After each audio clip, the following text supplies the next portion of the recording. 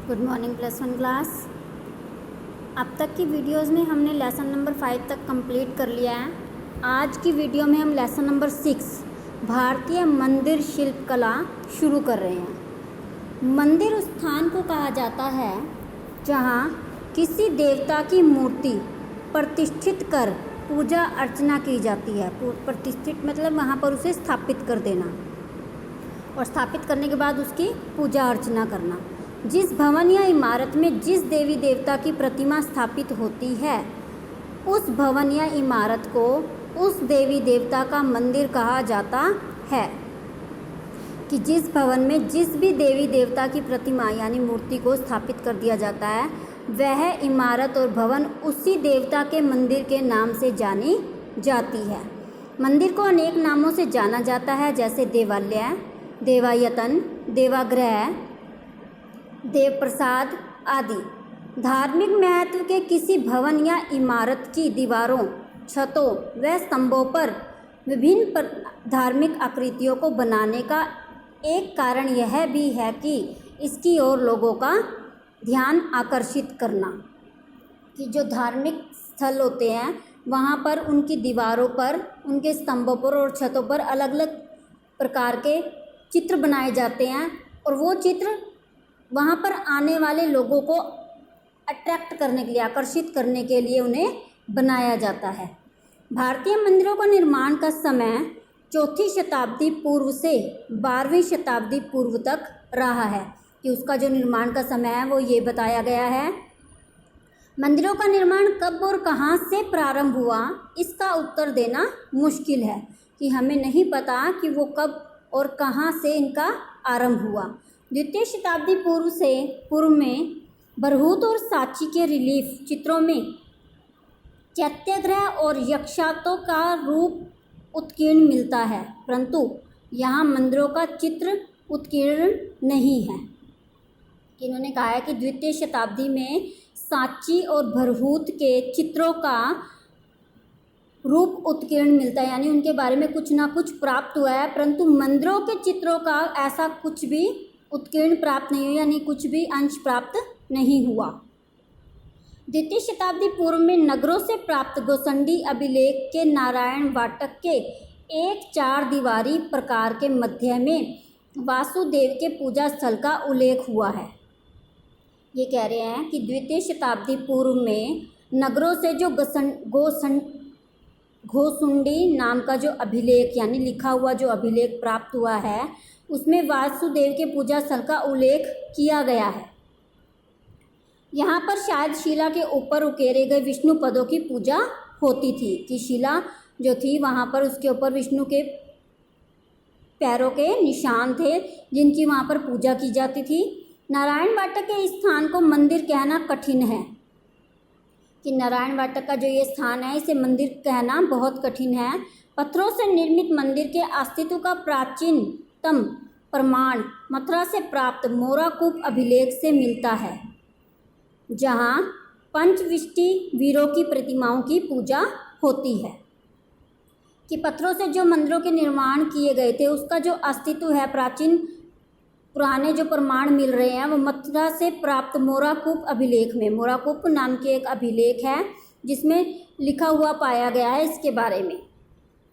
यहाँ पंचवृष्टि वीरों की प्रतिमाओं की पूजा होती थी। इसके बाद उत्तर और दक्षिण भारत में विभिन्न स्थानों से प्राप्त 3री सदी के कई अभिलेख मिले हैं। कि 3री शताब्दी के बहुत सारे अभिलेख प्राप्त हुए हैं जिसमें शिव, कार्तिकेय या विष्णु के मंदिरों का उल्लेख मिलता है, परंतु इन मंदिरों के कोई अवशेष नहीं मिले हैं। इसलिए यह नहीं कहा जा सकता कि इस शताब्दी में मंदिर का निर्माण निश्चित रूप से हुआ होगा। ईसा की 6वीं सदी से लेकर 13वीं सदी के बीच के समय में भारत के प्रत्येक भाग में धार्मिक महत्व की बहुत सी इमारतों का निर्माण हुआ था। कि 6वीं सदी से लेकर 13वीं सदी के बीच के समय में भारत में बहुत से धार्मिक महत्व की इमारतों का निर्माण हुआ जिसमें वास्तुकला और स्थापत्य कला की सभी विशेषताएं थी।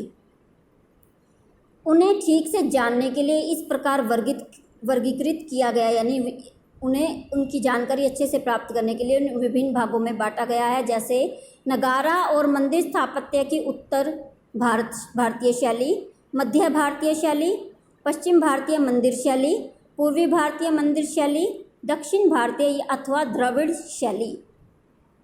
इसके अलावा गुप्त काल के मंदिरों के निर्माण में एक निश्चित दिशा और स्थायित्व प्राप्त होने लगा था और बड़ी संख्या में मंदिरों का निर्माण हुआ। मध्य भारत में कलचुरी, चंदेल, कछावा और परमार वंश के राजाओं ने अनेक मंदिरों का निर्माण करवाया। चंदेल राजाओं के शासनकाल में खजुराहो मध्य प्रदेश में छतरपुर जिले में एक छोटा सा गांव है जो खजुराहो सागर झील के दक्षिणी पूर्वी कोने पर बसा है। खजुराहो नाम का एक गांव है जो कि दक्षिणी पूर्वी कोने पर बसा है। किसी समय यह एक विशाल नगर था, बहुत बड़ा नगर था। खजुराहो का श्रेष्ठतम सबसे ऊंचा मंदिर कंदरिया महादेव है, सबसे श्रेष्ठ यानी सबसे प्रसिद्धि प्राप्त, जिसका निर्माण महान चंदेल सम्राट विद्याधर द्वारा करवाया गया था। खजुराहो के मंदिर वास्तुकला के साथ साथ मूर्तिकला में भी उत्तम उदाहरण हैं। यहाँ एक और विभिन्न शासकों ने अपने अपने क्षेत्र में बड़ी संख्या में मंदिरों का निर्माण करवाया, कि यहाँ के विभिन्न शासकों ने अपने अपने क्षेत्र में अलग अलग तरीके के मंदिरों का निर्माण करवाया। वहीं पर उनके कला केंद्रों की भी स्थापना की गई। स्वतंत्र मूर्तियों के स्थान पर इस मस्त कला को प्रदर्शित करने का सर्वोत्तम स्थान मंदिर की बाहरी भूमि थी। अतः अधिकांश कलाकार स्थापत्यों के निर्देश में कार्य करने लगे, कि अधिक से अधिक कलाकार जो थे वहाँ पर जो उनके निर्देशक थे उनके अंदर रहकर कार्य करने लगे। किंतु तकनीक दृष्टि से यह कोई सरल कार्य नहीं है। मंदिर के निर्माण के पूर्व ही विभिन्न स्थानों पर लगने वाले पत्थरों में एक मूर्ति तथा दूसरी ओर एक प्रकार का खांचा बनाना पड़ता था, कि उनकी विभिन्न स्थानों पर लगने वाले पत्थरों में जो पत्थर वहाँ पर लगाने थे उसमें पहले एक मूर्ति और उसके दूसरी ओर उसका खांचा पहले तैयार करना पड़ता था, उसके बाद उसे दीवार में निर्मित किया जाता था। यह कोई कार्य सरल नहीं था। कभी कभी पत्थर को पहले दीवार में लगाकर उस पर बाद में मूर्ति को प्रकट किया जाता था। तत्कालीन मूर्तिकला का विकास प्रायः वास्तुकला के साथ हुआ। इस समय मूर्ति वास्तु की विभिन्न अभिन्न अंग बन गई। मंदिरों पर बनी मूर्तिकला क्या है? मानो विश्व रंगमंच पर हो रहे नाटक के पात्र हैं। जो मूर्तियां बनाई जाती है मंदिरों में, उनको ऐसे दिखाया जाता है जैसे किसी रंगमंच पर कोई नाटक हो रहा और वो सभी पात्र वहाँ पर हों। उन मूर्तियों के माध्यम से मंदिर में ईश्वर और उसकी सृष्टि दोनों के दर्शन संभव हैं। भारत में मंदिरों की संख्या बहुत अधिक है। यह मंदिर भारत में अलग अलग स्थानों पर निर्मित किए गए हैं। हर मंदिर को अलग अलग स्थान पर बनाया गया है, जैसे देवगढ़ मंदिर, दशावतार मंदिर उत्तर प्रदेश में, तट मंदिर महाबलीपुरम तमिलनाडु में, अजंता एलोरा व एलिफेंटा के गुफा मंदिर महाराष्ट्र में, मीनाक्षी अम्मान मंदिर मुदेर तमिलनाडु में, खजुराहो के मंदिर मध्य प्रदेश में, सूर्य मंदिर मांदेरा गुजरात में, विमल शाह मंदिर दिलवाड़ा माउंट आबू राजस्थान में। इसके अलावा सूर्य मंदिर कोणार्क उड़ीसा में स्थित है। भारतीय मंदिरों की मूर्ति कला का अध्ययन, उसमें हमारा सेकंड क्वेश्चन बनता है, गंगा का अवतरण मूर्ति शिल्प का पूर्ण विवरण करो।